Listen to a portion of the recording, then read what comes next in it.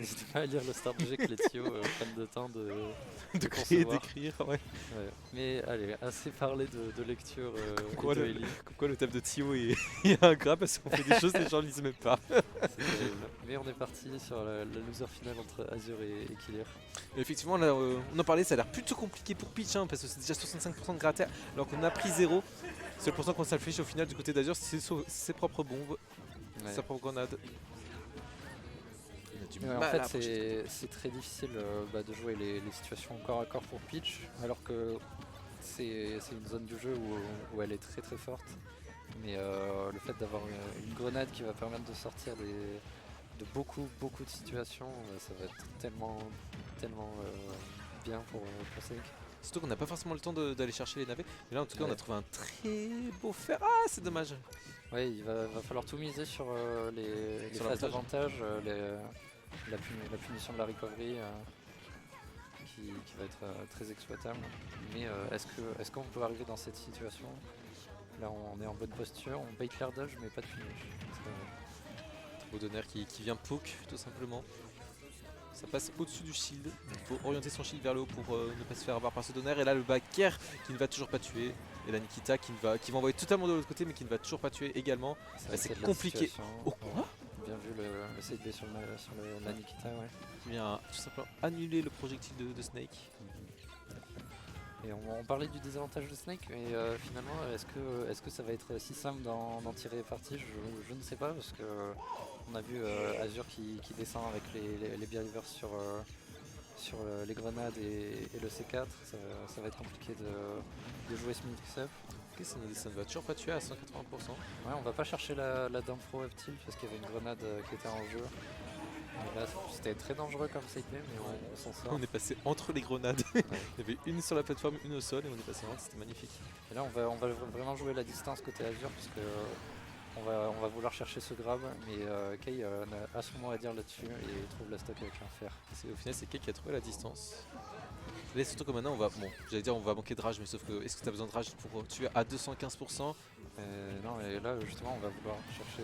On trouve ce backer, mais typiquement, on va chercher d'un pro into up tilt qui est garanti autour de 160%. Et pas besoin, on trouve autrement. Et on est de retour à une game à peu près even, mais Kay prend déjà un très gros avantage. Ouais. Surtout que Kay n'a pas encore sorti ses bottes secrètes. C'est vrai, la fameuse.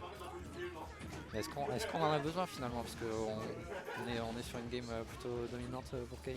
C'est peut-être aussi juste ça reste une première game d'ABO5, donc c'est une Et game oui. d'adaptation, on prend des informations. On veut pas dévoiler toutes ses cartes à son Et oui, adversaire de maintenant. On garde la botte secrète pour le game 5. Ok, on va chercher la Rico de Snake très haute avec le navet. Malheureusement, ça va pas toucher pour la joueuse de Peach. Très belle dash attack là, pour casser la distance. On a tenté le S-Mash pour 2-frame. C'était un petit peu présomptueux, comme dirait notre cher ami Rouskas. Comme diraient beaucoup de casters d'ailleurs. Ouais. Mais on prend le C4 qui tue très tôt. On doit à César ce qui est à César, c'est Rouskas qui a commencé avec cette phrase. Ah, je sais pas. Ouais. Ah, je sais pas. Ça, je pense pas. Ok. Je croyais. Mais, My bad. Mais ouais, ce petit lead là du côté d'Azure, on va jouer les projectiles, on va jouer la distance pour essayer de l'étendre tout simplement. Et on respecte bien le game plan pour l'instant. On trouve une très belle grenade de tout faire. C'est un petit peu compliqué là pour Kay de trouver tout simplement ce petit coup qui permettrait de tuer, d'éjecter le Snake. Ouais, c'est là que Snake fait tout son beurre. Hein. Il a vraiment un très bon game plan pour contrer Peach, surtout quand il a un lead. Et on essaye de bait une roll, une approche de la part de Kay, mais Azure ne la donne pas et trouve ce smash pour finir avec un 2 stock à 185%. Très belle lecture d'Air Dodge In. Et c'est ça le problème, comment on trouve les stocks en tant que Peach quand Snake ne veut pas interagir, quand Snake ne veut pas jouer. Ouais. Comment va-t-on s'adapter? Déjà quel terrain on va counterpick parce que J'ai pas vu le pic, ouais, effectivement. On va le vendre, Ah, ça a l'air d'être. Ouais, c'est Battlefield. Ok, Mais Battlefield. t'es sur Battlefield déjà la première, non? Ou sur SBF? C'était SBF. Ok. Mais c'est intéressant de prendre Battlefield parce que je suis peut-être biaisé parce que j'ai un match difficile contre Snake, mais j'ai l'impression qu'il a beaucoup de maps qui l'avantagent pas mal. En fait, j'ai l'impression que n'importe quoi où il y a 2 ou 3 plateformes, ça va jouer à son avantage pour le positionnement des grenades et des C4. Je sais qu'il faut absolument ban Smash et Holobation parce Ouais. que le C4 couvre littéralement tout, c'est aller sur la plateforme du centre. On a sûrement fait les bons bans côté Kay, mais Snake est vraiment un très très bon personnage, donc on a de la ressource à la section de stage. Heureusement on avait un Stitch mais on a un peu gaspillé. Ouais, c'est difficile à placer, surtout avec les grenades qui entrent en jeu, qui vont un peu bloquer les navets parfois. La Tachata qui est envoyée pile dans la direction du up smash, c'est intéressant comme combo entre guillemets. Là le Bakar qui envoie de la grenade également, mais qui ça ne va toujours pas tuer. On est à 100% du côté d'Azur, 110 pour Kay qui va trouver le premier kill. Petit prono. Ah, Moi je prends Kay. ah ouais. Est-ce que ce serait pas sur cette phase d'Edward justement? Ouais, je pense pas, on n'en profite pas vraiment. Et non, ça va être Azur qui la prend. Le left tilt. La caster curse de Maskim qui est exceptionnelle. Azur va mettre un 0 to Deathman, non?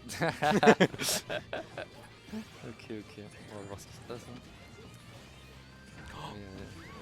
C'est le cas. Mais ouais, bonne prise d'avantage de la part d'Azur. Et là, c'est la même situation que la fin de la dernière game. Comment on revient de la part de Kay, et tout simplement Avec ce fer. avec Et ce le fait. S-Match qui n'a pas tué à 140%, bon certes c'était mid-stage mais quand même. Snake ça mange bien à la cantine, on rappelle. C'est en parlant de phrases de commentary trop utilisées.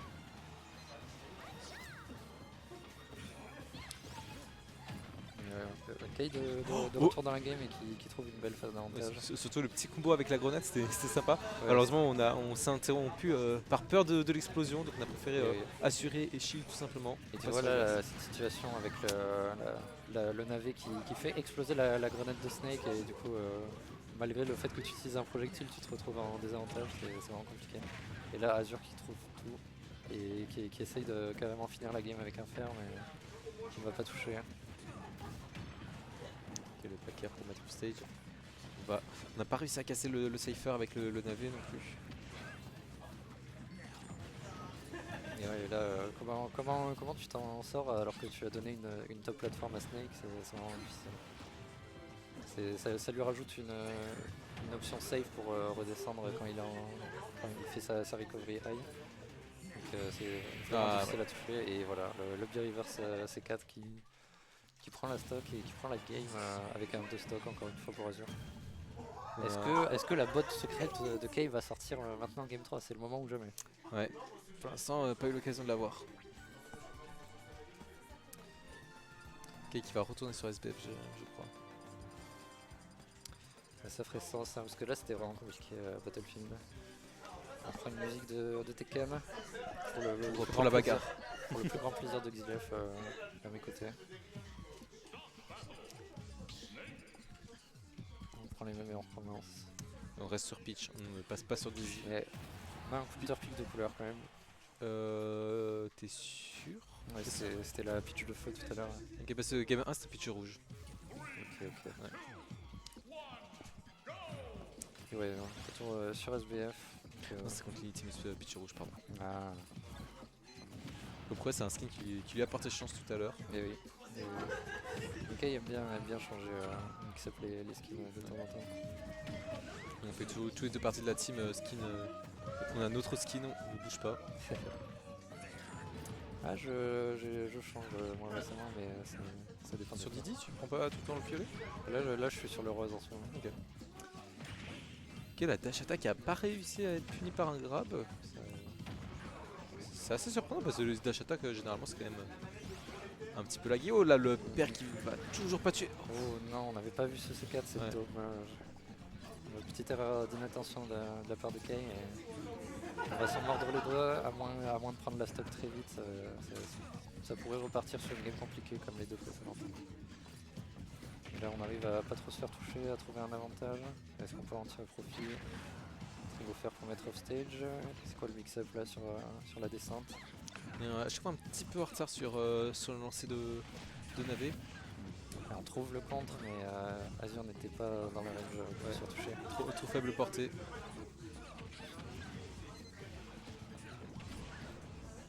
Et là, en plus on perd le navet que Azure récupère. On a encore tenté le contre, malheureusement ça ne doit toujours pas passer. 102% c'est compliqué alors qu'on a une stock entière de retard. Je sens qu'on est en confiance côté Azure, on se permet des choses un peu plus fancy que d'habitude. Mais on perd quand même cette stock. Et là tout est à refaire du côté de Kay. Comment est-ce qu'on va chercher cette égalisation?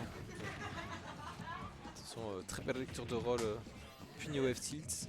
Et là c'est le mur Snake qui reste en bout du terrain et tu dois trouver la solution.